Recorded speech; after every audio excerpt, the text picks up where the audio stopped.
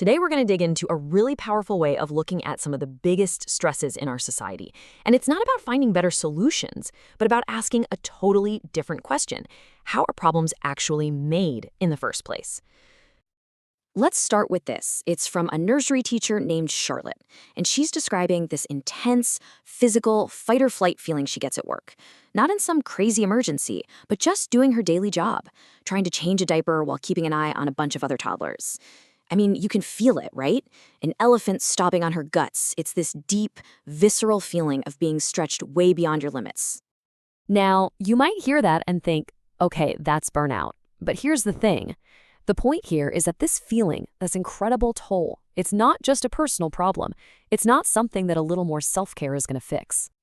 See, Charlotte's stress is actually a symptom of something way bigger, a systemic pressure, a kind of quiet crisis that's affecting not just people in her line of work, but all kinds of corners of our society. So let's dive into that, starting with the world of care work.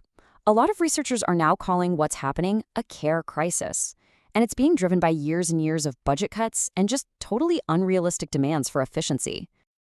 At the very heart of this crisis is a process they call impoverishment. And this isn't just about not having enough money. It's about sucking dry the essential human resources that you need to actually care for someone. Time, emotional connection, the chance to just breathe and recover. Economic cuts end up creating this relational austerity. And this kicks off a really devastating vicious cycle. It starts with underfunding, right? That leads to this push to make human services work like a factory floor. So time for genuine connection, for just being human with another person, it just evaporates. And a result? Well, both the caregiver and the person who needs care are left feeling the sense of failure and shame, which just feeds right back into the cycle. It's brutal. But here's the kicker.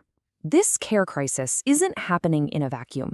It's actually a perfect example of a much deeper pattern, something researchers are calling social unsustainability. And you start to see this pattern pop up everywhere once you look for it. You see it in schools, where a kid who gets sad during a test is seen not as just having a normal human emotion, but as being bad at school.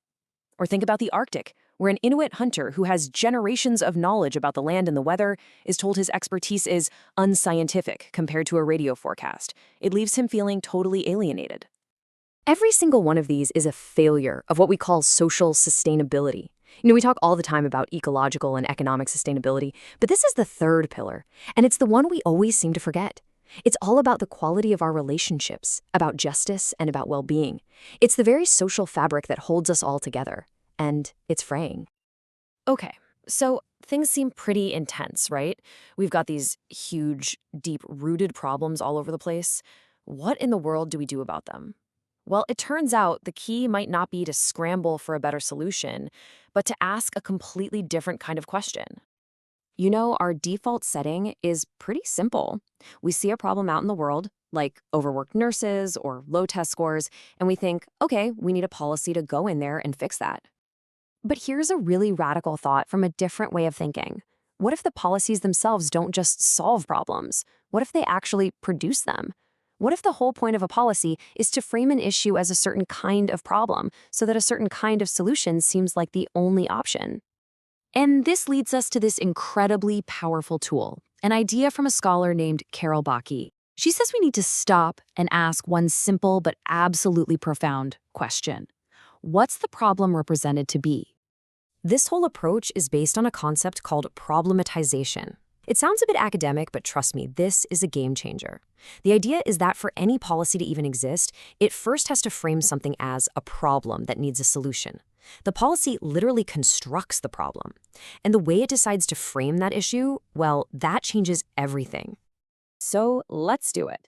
Let's take this lens, this what's the problem represented to be approach, and apply it to the examples we've already been talking about. All right, back to the care crisis. So, what's the problem represented to be?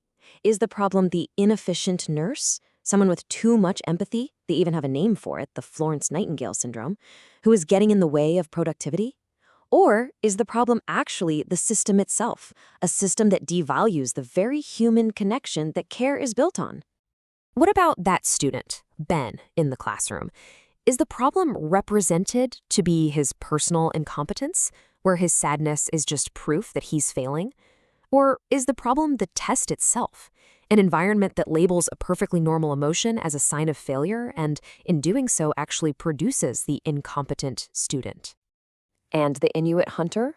Is the problem represented as his unscientific, outdated knowledge that just can't compete with modern tech?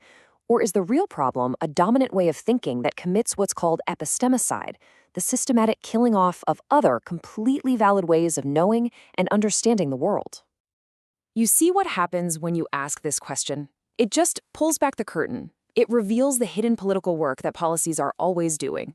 They're not just solving problems, they're building worlds, and they are literally making people.